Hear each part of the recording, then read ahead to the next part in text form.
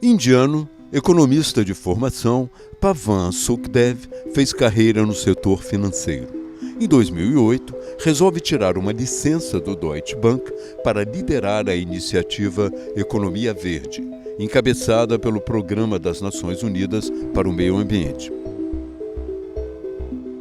O relatório TEB, The Economics of Ecosystems and Biodiversity, que avalia os benefícios econômicos mundiais da biodiversidade, fez avançar muito o debate sobre a economia e recursos naturais, criando a contabilidade do capital natural, que adiciona o valor das riquezas naturais aos tradicionais cálculos econômicos. Em 2012, Sukhdev avançou ainda mais na análise sobre o mundo dos negócios, com o seu livro Movimento Corporação 2020. Nele, o economista defende impostos mais elevados com base no impacto ambiental, para estimular nas atividades econômicas a inovação verde. O indiano esteve no Brasil em maio de 2013 para lançar a edição brasileira de seu livro, publicado pelo selo Planeta Sustentável da editora Abril.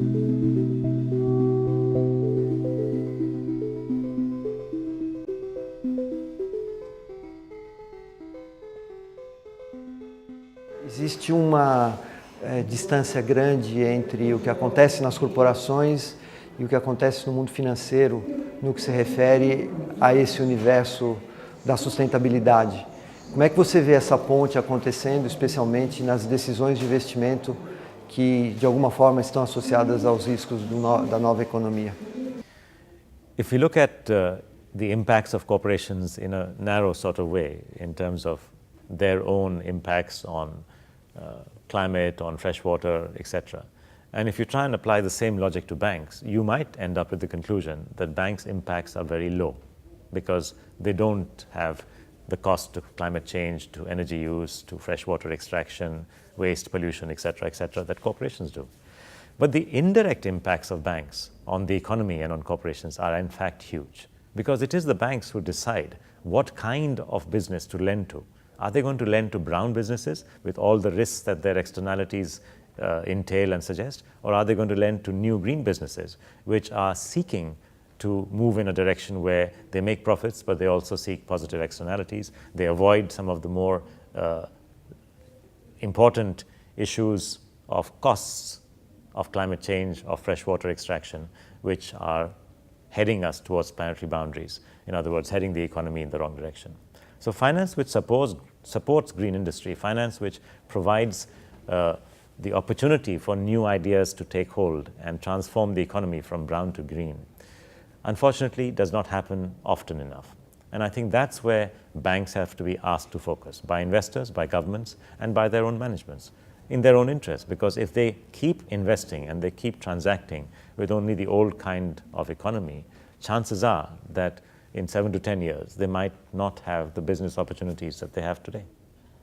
Como podem, por exemplo, os pactos ou os grupos ou consórcios operarem de forma melhor, de forma articulada, para que empréstimos ou organizações possam trabalhar com os mesmos incentivos? Hoje o que a gente vê no Brasil é que várias empresas pedem empréstimos para vários bancos e não necessariamente os incentivos estão alinhados. Então, quem tem um incentivo melhor para a green economy, não necessariamente consegue ser escolhido ou ser privilegiado. Às vezes eles funcionam como um incentivo negativo. Então, como é que você vê a atuação em conjunto do setor, ou de pactos como esses, ou de consórcios como esse, no sentido de promover o desenvolvimento sustentável? Consortium banking arrangements, in other words, arrangements where a group of banks gets together to decide what is an appropriate amount of borrowing by the corporation, and then they can compete on price based on who should lend how much, is actually a very sensible way forward in terms of ensuring that excessive leverage is not permitted. One of the reasons why we have abuse of leverage and misuse of leverage is because the consortium banking arrangements of the old days have been lost, have been allowed to disintegrate, thanks to the pressure of capital markets and thanks to the pressure of profits. Now, it is of course difficult to contain a company which is operating in money markets, financial markets, capital markets, debt markets, in a way that forces it to do what consortiums of banks will want it to do. Invariably, there will be leakages, but at the same time, if the company is aware that the majority of its bankers believe a certain extent of financing and a certain nature of financing is appropriate, then the chances are that it will not move out of that range of acceptable financing.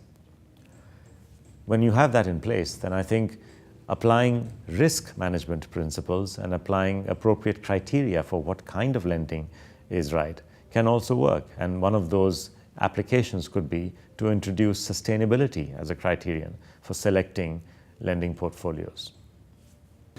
Pavan, mudanças regulatórias muitas vezes aceleram comportamento de corporações.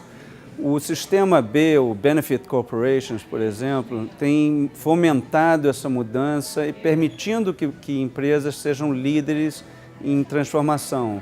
Que outros exemplos você vê pelo mundo que podemos citar nesse sentido?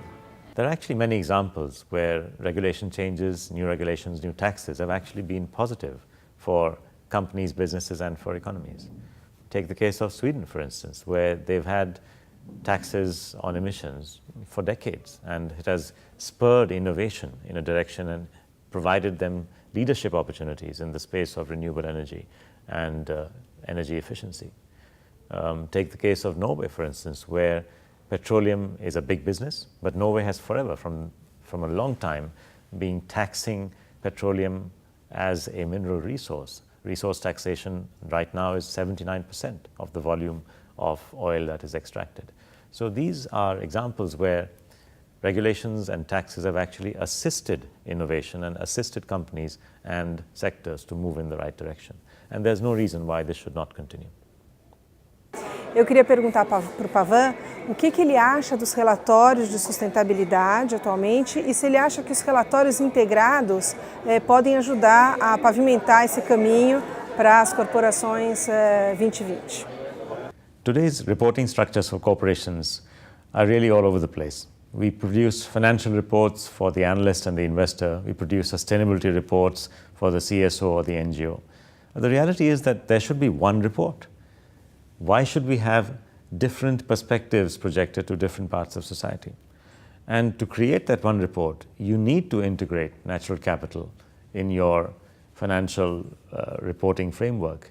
You need to integrate social and human capital creation as part of what you do. So, frankly, today's integrated reporting framework is non-existent. We have a very good proposal that has come out by the IIRC, the International Integrated Reporting Council, and we should certainly give that kind of reporting a lot of time and thought, because ultimately that is what will be able to address the issue of real performance, the true performance of the corporation, not being projected out to the stakeholders. Today, it is satisfactory for the corporation to merely measure financial performance for shareholders.